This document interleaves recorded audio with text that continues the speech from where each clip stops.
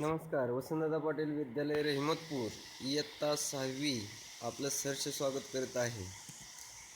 या गणिताच्या स्लाईडमध्ये आपण basic concept of in geometry या घटकाबाबतीत माहिती मिळवणार आहोत. विद्यार्थी मित्र हो, मी कृष्ण कोळी या बेसिक कन्सेप्ट इन जॉमेट्री या घटकाविषयी माहिती देत आहे. विद्यार्थी मित्र हो, आपण भूमितीचे विविध संकल्प संबोध बघितलेले आहेत. यातला पहिला घटक या वर्षीचा तो म्हणजे बेसिक कन्सेप्ट इन जॉमेट्री. आता भूमितीतले मूलभूत संबोध विचारात घ्यायला गेलं तर प्रथम स्लाईडवरती तुम्हाला काही डॉट दिसत आहेत किंवा स्पॉट दिसत आहेत. या डॉटच्या साह्यानं आपण वेगवेगळ्या प्रकारच्या रांगोळी काढत असतो. Complete the rangoli and answer the question. या डॉटमध्ये आपण काही शेप काढणार आहोत. या डॉटच्या साह्यानं आपण शेप तयार केल्यानंतर त्यांची नाव तुम्हाला सांगायची आहेत. याच्यामध्ये पहिला शेप आपण काढलेला आहे, दुसरा शेप काढतोय, तिसरा शेप तुम्हाला तुमच्या समोर येतोय, चौथा शेप तुमच्या समोर येतोय. आता यावरती काही क्वेश्चन आहेत. त्यातला पहिला question, when what kind of surface do you need for making a rangoli. Rangoli काढण्यासाठी तुम्हाला कोणत्या सरफेसचा म्हणजे पृष्ठभागाचा उपयोग होतो याबाबतीत माहिती सांगा. दुसरा भाग असा, name the different shape you see in the rangoli. या रांगोळीमध्ये वेगवेगळे आकार आहेत, शेप आहेत, यांची नावं तुम्हाला सांगायची आहेत. ते कोणकोणते आकार आहेत. पहिला आकार आहे रेक्टँगल, दुसरा आहे स्क्वेअर, तिसरा आहे ट्रायंगल आणि चौथा आहे लाईन. ही रांगोळी आपण वॉलवरती किंवा बैलाच्या, गाईच्या किंवा हत्तीच्या पाठीवरती काढू शकतो का? थोडा विचार करा. आता हे कन्सेप्ट भूमितीतले बघत असताना यामध्ये पहिला जो कन्सेप्ट आहे तो म्हणजे पॉईंट. आता पॉईंट कशाला म्हणतात? A point is shown by a tiny dot. एक छोटासा टिपका यालाच आपण पॉईंट म्हणतो. We can use pen or sharp pencil to make a dot. आता हा डॉट काढण्यासाठी आपण पेनचा किंवा टोकदार पेन्सिलचा वापर करू शकतो. The dot in the rangoli are the symbol for points. मग असे आपण रांगोळीमधले डॉट बघितले. या डॉटचे सिम्बॉल जे आहेत त्या सिम्बॉललाच किंवा चिन्हांनाच आपण पॉईंट असे म्हणतो. आता हे पॉईंट बघत असताना त्याला आपण कुठला पॉईंट कुठं आहे हे सांगू शकत नाही आणि म्हणून त्याला नाव देण्याची पद्धत आहे. A point can be given a name. आपण या डॉटला किंवा पॉईंटला नाव देऊ शकतो. हे नाव देत असताना आपण कॅपिटल लेटरचा वापर करत असतो. Capital letters of the alphabets are used to name a point. पॉईंटला नाव देण्यासाठी आपण अल्फाबेटिकल कॅपिटल लेटरचा वापर करत असतो. काही नावं इथं आपल्याला बघायला मिळतात. बघा, the points L, point A, point P, point C, point N are shown in the above figure. वर आकृती आहे, याच्यामध्ये वेगवेगळे पॉईंट दाखवलेले आहेत. पहिला पॉईंट आहे एल, सेकंड पॉईंट आहे ए, थर्ड पॉईंट आहे पी, फोर्थ पॉईंट आहे सी, फिफ्थ पॉईंट आहे एन. अशा पद्धतीनं पॉईंट काढून आपण त्याला अल्फाबेटिकल लेटर्स वापरून नावं देत असतो. पुढचा जो भाग आहे तो म्हणजे लाईन, सेगमेंट अँड लाईन. आता लाईन सेगमेंट कशाला म्हणतात त्याच्यासाठी आपण काही कृती करणार आहोत.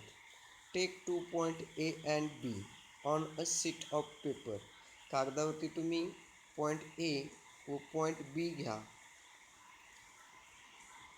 बघा मी घेतो इथं पॉईंट ए घेतला, दुसरा पॉईंट बी घेतला and join them using a ruler. पट्टीच्या सहाय्याने ते आपल्याला जोडायचं आहे.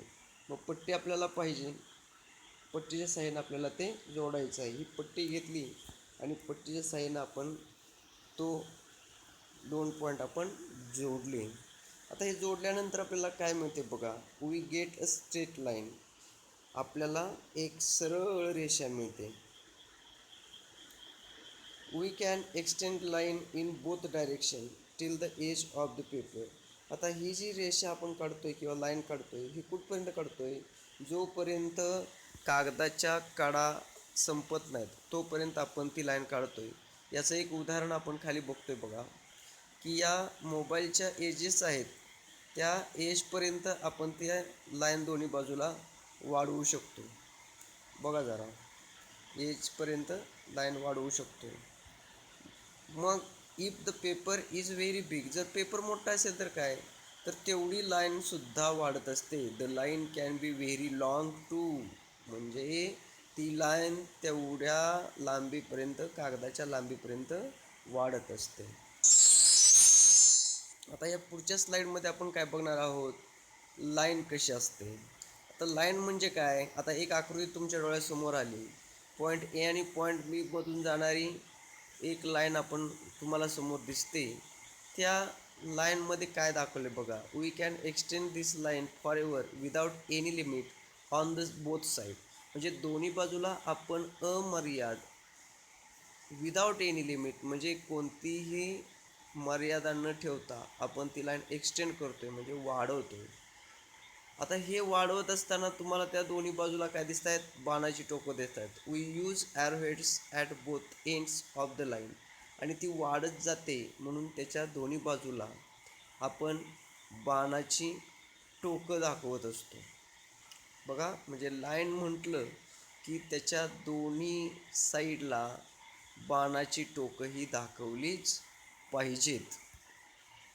So we say this figure line or straight line. आणि मग अशा आकृती जर असेल तर त्या आकृतीला आपण लाईन किंवा स्ट्रेट लाईन म्हणजे सरळ रेषा असं म्हणतो. A line is named using a small letter. Line is using a small letter. ही लाईन काढल्यानंतर आपण लहान अक्षराचा वापर करून त्याला नाव देत असतो. पहिल्या आकृती बघा, लाईन काढली, त्याला एल हे लेटर दिलेलं आहे, वाचन करणार आहे आपण लाईन एल. किंवा or by using any 2 points on the line, किंवा त्या लाईनवरती दोन बिंदू घेऊन आपण त्या लाईनला नाव देऊ शकतो. आता ही दुसरी आकृती तुमच्या डोळ्यासमोर आली, याच्यामध्ये ए आणि बी हे दोन पॉईंट घेतलेले आहेत आणि त्याच्यात लाईन काढलेली आहे. त्या दोन लाईनचा वापर करून आपण पॉईंटचा वापर करून आपण लाईनचं नाव लिहित असतो. म्हणजे उत्तर होणार आहे तुमचं line A B. Line segment. आता लाईन सेगमेंट म्हणजे काय, तर पहिली आकृती आपण बघितलेली होती. या पहिल्या आकृतीमध्ये आपण ए पासून बी पर्यंत ते दोन बिंदू जोडलेले होते. The first line we drew was only from point A to point B. म्हणजे पहिली जी आकृती काढलेली होती ती लाईन आपण ए पासून बी पर्यंत फक्त जोडलेली होती. It was a piece or a segment of the longer line. लांब रेषेचा एक तुटलेला भाग किंवा एक खंड आहे असं म्हणतो आपण. So point A and point B are called as end point. आणि म्हणून पॉईंट दोन्ही बाजूला पॉईंट आहेत. ॲरो हेड दिसत आहेत का, ॲरो हेड इथं दिसत नाही आहेत, म्हणजे दिसत आहेत दोन्ही बाजूला पॉईंट, म्हणून त्या पॉईंटला आपण एंड पॉईंट म्हणतो. काय म्हणतो, एंड पॉईंट म्हणतो. We write line segment A B as segment A B or segment B A as segment B A. या पद्धतीनं आपण त्याचं रायटिंग स्किल करणार आहोत किंवा नाव लिहिणार आहोत. आता याच्यानंतर पुढचा मुद्दा आहे तो म्हणजे रे. आता रेसुद्धा एक रेषेचाच भाग असतो, पण तो कसा असतो जरा बघा. त्याच्यासाठी एक चित्र तुमच्या डोळ्यासमोर देतो आहे. पहिलं चित्र काय आहे तर उगवत्या सूर्याचं, आणि दुसरं चित्र आहे टॉर्चचं. पहिल्या चित्रामध्ये सूर्य काय, सूर्याचा प्रकाश काय होतो, ते किरण बाहेर निघतात नाही का, पुढं पुढं पुढं निघतात. ती किरणं सगळ्या दिशेला जातात. या पिक्चरचं आपण जर थोडंसं बघितली चित्र, तर सूर्याची किरणं सगळ्या दिशांना पसरतात, पुढं पुढं पुढं जातात. मात्र बॅटरीचा प्रकाश काय होतो, त्याच्या बल्बपासून निघतो आणि सरळ पुढं जातो. काय होतो, सरळ पुढं जातो. तेच मुद्दे खाली आहेत बघा. Ray starting from the sun, म्हणजे सूर्यापासून निघालेले किरण go forward in all direction, पुढं पुढं ती सगळ्या दिशेला जात असतात. मात्र टॉर्चच्या बाबतीत बघा, light ray from the torch also start from a point. टॉर्चचे प्रकाश किरणही किंवा प्रकाश हा बल्बपासून निघतो, म्हणजे तो आपण बिंदू म्हणू, त्या बिंदूपासून निघतो आणि पुढं पुढं जातो and go forward continuously in one direction. तो एकाच दिशेनं पुढं जात असतो. मग रे म्हणजे काय, तर एका बाजूला पॉईंट, तर दुसऱ्या बाजूला पॉईंट, दुसऱ्या पॉईंटकडे वाढत जाणारा किरण, ॲरो हेड त्याला म्हणतो आपण, बाणाचं टोक. आणि म्हणून a ray is a part of line, हा सुद्धा रेषेचा तुटलेला भाग आहे. It start a one point, तो एका बिंदूपासून निघतो अँड गोज फॉरवर्ड, म्हणजे पुढं पुढं पुढं पुढं पुढं सतत continuously in the same direction, तो एकाच दिशेने सतत पुढं वाढत जातो. आणि यालाच आपण रे म्हणतो. यालाच आपण काय म्हणतो, रे म्हणतो. The starting point of a ray is called its origin. आता ज्या बिंदूपासून रे निघतो त्या बिंदूला ओरिजिन म्हणतात. म्हणून वरच्या आकृतीमध्ये above figure yes is the origin, आणि या आकृतीमध्ये तुम्हाला यस हा काय मिळतो, ओरिजिन मिळतो. तर टीच्या बाजूला ॲरोहेड आहे, म्हणजे टीच्या बाजूला ॲरोहेड आहे म्हणून त्याला एंड पॉईंट म्हणता, ओरिजिन म्हणता येईल का, नाही. ज्यातून सुरुवात झाला त्याला ओरिजिन म्हणतात. आता याचं वाचन कसं करतात बघा. An arrowhead is drawn to show that the ray is infinite in the direction of t. आणि ॲरोहेडकडं तो टीच्या दिशेनं अमर्याद वाढणार आहे. कसा वाढणार आहे, अमर्याद वाढणार आहे. म्हणून त्याचं नेम लिहिताना कसं लिहितात बघा, the figure can be read as ray S T. आणि म्हणून त्या आकृतीचं नाव लिहिताना एस टी असं येणार आहे, म्हणजे ओरिजिनपासून त्याच्या ॲरोहेडकडं नाव येतं. मात्र उलटं तुम्ही नाव लिहायला गेलं तर ते चुकणार आहे. The ray S T is not read as ray T S. उलटं जाते का तो बाण, नाही, तर तो टीच्या बाजूला जातोय, म्हणजे टीपासून यसकडे येत नाही, तर यसपासून टीकडे जातोय. म्हणून त्याचं वाचन रे एस टी होईल. रे टी एस जर घेतलं तर ते तुमचं वाचन चुकणार आहे. आता याची उदाहरणं बघा, काही आकृती आणि त्यांची नावं. पहिली आकृती कुठली आहे, दोन्ही बाजूला पॉईंट आहेत म्हणून ते एंड पॉईंट झाले. Point M and point N हे एंड पॉईंट झाले, म्हणून तो झाला तर सेगमेंट, म्हणून segment M N or segment N M. दुसरी फिगर आहे ती म्हणजे लाईन. एका बाजूला सी, दुसऱ्या बाजूला डी पॉईंट आहे, दोन्हीकडेही ॲरोहेड्स आहेत, म्हणून त्याचं वाचन होणार आहे लाईन सी डी और लाईन डी सी. तिसरी फिगर आहे पी पासून क्यूकडे जाणारा ॲरोहेड, आणि म्हणून पी इज ओरिजिन, आणि क्यूच्या बाजूला ॲरोहेड आहे म्हणून तो आहे रे, त्याचं वाचन होणार आहे रे पी क्यू. या गोष्टी लक्षात घ्या. आता हे पॉईंट आणि लाईनचा संबंध आपण जर विचारात घेतला तर how many lines passing through given a point, एका पॉईंटमधून किती रेषा काढता येतात त्याचा जर आपण विचार करूया. त्याच्यासाठी उदाहरण घेऊ. Take a point T. आपण एक पॉईंट घेऊया, पेपरवरती एक पॉईंट घेतला, हा टी पॉईंट घेतला, and draw line passing through it by using ruler. आणि पट्टीच्या साह्यानं आपण त्याच्यातनं जाणाऱ्या रेषा काढूया. बघा, एका बिंदूतून किती रेषा काढता येतात बघा. याच्यामध्ये अजून पण रेषा काढता येतील का रे, हां, याच्यामध्ये अजून पण रेषा काढता येणार आहेत. म्हणून काय, and infinite numbers of line can be drawn through one point, म्हणजे एका बिंदूतून असंख्य रेषा आपल्याला काढता येतात. when two or more lines pass through the same point. आता मात्र एकाच बिंदूतून दोन किंवा दोनपेक्षा जास्त रेषा जात असतील, they are called concurrent lines, आणि म्हणून त्या रेषेंना किंवा लाईनला कॉन्करंट लाईन्स म्हणतात. बघा, एकाच बिंदूतून जाणाऱ्या रेषांना कॉन्करंट लाईन्स म्हणजे एक संपाती रेषा म्हणतात. मग त्या बिंदूला काय म्हणता येईल? And the common point is called as there point of concurrence, आणि त्यांच्यामध्ये असणारा कॉमन पॉईंट आहे त्याला पॉईंट ऑफ कॉन्करन्स म्हणतात. In the above figure which is point of concurrence, तर यावर समोर आकृती आहे, वरच्या आकृती, या आकृतीमध्ये पॉईंट ऑफ कॉन्करन्स कोणता आला? तर या आकृतीचा पॉईंट ऑफ कॉन्करन्स आहे टी.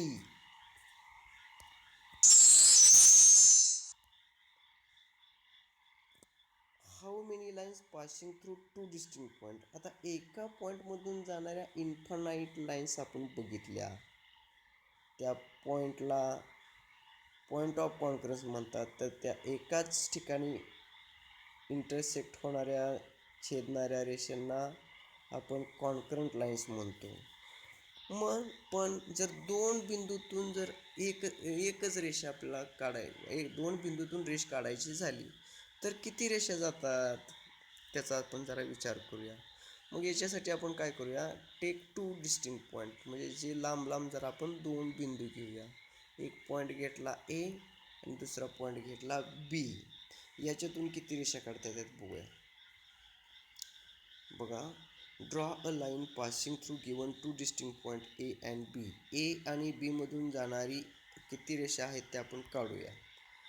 अरे अरे अरे अरे अरे, याच्यातून आपल्याला बघितले तर एकच रेषा जाते रे, नाही का? पण अजून काय उदाहरणं बघूया. असे आता अनेक पॉईंट घेतले आणि याच्यातून जाणारी रेष बघूया. जर याच्यातून जाणारी रेष बघितलं तर याच्यावर पण दोनच बिंदू येत आहेत, नाही का?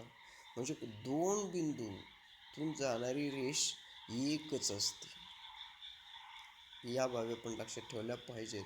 आणि म्हणून काय होतं, one and only one line can be drawn through any two distinct point. दोन भिन्न बिंदूतून one and only one line, एक आणि एकच रेषा जाते. अजून काही रेषा काढू.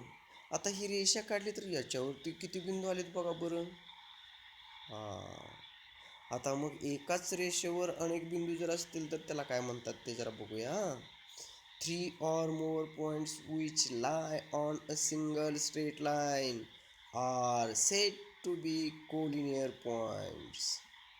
बघा, एकाच रेषेवर तीन किंवा तीनपेक्षा जास्त बिंदू असतील तर त्यांना कोलिनियर पॉइंट्स म्हणजे एक रेषीय बिंदू म्हणतात.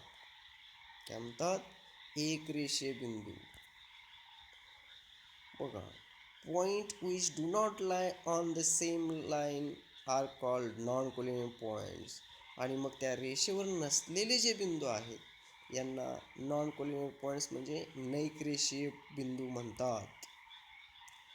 तर वरील आकृतीमध्ये क्वेश्चन काय आहे बघा, give the name of each point in the figure alongside and write the name of collinear and non collinear point. आता या आकृतीमध्ये वेगवेगळे बिंदू दिलेत, त्यांना तुम्ही नावं द्यायचे आहेत आणि त्यातले कोलिनियर पॉईंट्स कोणते आणि नॉन कोलिनियर पॉईंट्स कोणते यांची तुम्हाला ग्रुप लिहायचा आहे. आता याच्यानंतरचा जो भाग आहे तो म्हणजे प्लेन. आता प्लेन म्हणजे एरोप्लेन नव्हे बरं का रे. मग काय, तर समोर तुमच्या काही आकृत्या आहेत, फिगर्स येत आहेत बघा, फिगर्स येत आहेत. या फिगर्स जर विचार केला आपण तर या फिगर्समध्ये तुम्हाला काय दिसतंय ते जरा बघा. पहिल्या फिगरमध्ये काय आहे तर blackboard, second figure ball, third figure table आणि फिगर 4 सिलेंडर. आता या आकृतींचं जर निरीक्षण केलं, look at the pictures, what kind of surface do you see. आता या आकृतीचे सरफेस म्हणजे पृष्ठभाग आहेत, ते कसे आहेत? तर पहिलं ब्लॅकबोर्ड आहे, त्याचा फ्लॅट आहे म्हणजे सपाट आहे. चेंडूचा म्हणजे बॉलचा गोलाकार आहे, इलिप्स आकाराचा आहे. तिसरा जो आहे तो टेबलचा पण सरफेस सपाटच आहे आणि सिलेंडरचा तर गोलच आहे, नाही का? The surface in the figure 1 and 3 are flat. म्हणजे पहिल्या आणि तिसऱ्या आकृतीचा सरफेस जो आहे तो सपाट आहे आणि म्हणून each flat surface is a part of an infinite surface. आणि हे फ्लॅट सरफेस कसे आहेत? इन्फानाईट आहेत. इन्फानाईट म्हणजे अमर्याद वाढणारे आहेत आणि म्हणून गणितामध्ये याला प्लेन म्हणतात. In mathematics the flat surface is called as a plane. आता त्याची आकृती कशी आहे ते बघा. त्याची आकृती समोर आली तुमच्या, तर सपाट पृष्ठभाग ऑल डायरेक्शनला हा वाढत जातो. Each flat surface is a part of an infinite surface. Infinite म्हणजे अमर्याद सपाट असणारा. या प्लेनचं नाव सुद्धा आपल्याला लिहिता येतं. The name of the plane in the picture is H. आणि या सपाट पृष्ठभागाला पण एच हे नाव दिलेलं आहे. कोणतंही नाव देता येतं. It actually x tends infinitely on all sides. हे मात्र काय होतं, सतत सगळ्या दिशेंना अमर्याद वाढतं. एक्सटेंड म्हणजे वाढणे, इन्फानाइटली म्हणजे अमर्याद. अशा पद्धतीने हे कन्सेप्ट आहेत. आता पुढचा कन्सेप्ट आहे म्हणजे पॅरलल लाईन. काही पिक्चर तुमच्या समोर येत आहेत. एका बाजूला आहे नोटबुकचं पेज, तर दुसऱ्या बाजूला आहे खो खोचं पेज. खो खो खेळायला का तुम्हाला आवडतो की रे, नाही का? बघा दोन्हीकडेही काही रेषा दिसत आहेत, त्या एकमेकींना कुठे छेदलेत का बघा बरं. एकमेकींना म्हटलंय, कुठे छेदलेत का? नाही छेदलेलं. आणि मग या पिक्चरचं जर आपण निरीक्षण केलं, observe the picture given along side, दोन्ही बाजूचे चित्र आहे त्याच्यामध्ये जर आपण निरीक्षण केलं तर त्या रेषा आपल्याला कुठेही छेदलेल्या दिसत नाहीत. आणि मग डेफिनेशन बघा, lines which lie in the same plane but do not intersect. म्हणजे काय? एकाच प्लेनमध्ये असणाऱ्या परंतु एकमेकींना न छेदणाऱ्या, डू नॉट इंटरसेक्ट. इंटरसेक्ट म्हणजे छेदणे. डू नॉट इंटरसेक्ट, एक न छेदणाऱ्या. Are said to be parallel to each other. आणि त्या एकमेकींना पॅरलल म्हणजेच समांतर आहेत असं आपण म्हणतो. तर अशा पद्धतीनं हा कन्सेप्ट आपण क्लिअर केलेला आहे. आता खाली आकृती एक दिलेली आहे, त्या आकृतीचं तुम्ही निरीक्षण करा आणि त्याच्यावरचे प्रश्न आहेत ते सोडवा. Observe the figure along side and name the following. Group collinear पॉईंट्सचा ग्रुप लिहायचा आहे. Name of line segment, line सेगमेंटची नावं लिहायची आहेत. नॉन कोलिनियर पॉईंट्स, याच्यामध्ये नॉन कोलिनियर पॉईंट्स कोणते नाहीत ते बघायचे. आता हे लिहित असताना एक रेषा विचारात घ्यायची, त्याच्यावर असणारे कोलिनियर, नाही का, आणि उरलेले सगळे नॉन कोलिनियरचा ग्रुप लक्षात घ्यायचं. याच्यामध्ये रेची नावं कोणते आहेत ती लिहायची आहेत. लाईन्स कोणत्या आहेत त्याची तुम्हाला नावं लिहायची आहेत. अशा पद्धतीनं अभ्यास करून प्रॅक्टिस सेट 1 आहे तो तुम्ही सॉल्व करायचा आहे. तर विद्यार्थी मित्रो, या जॉमेट्रिकल कन्सेप्टची माहिती आपण बघितलेली आहे. थँक्यू.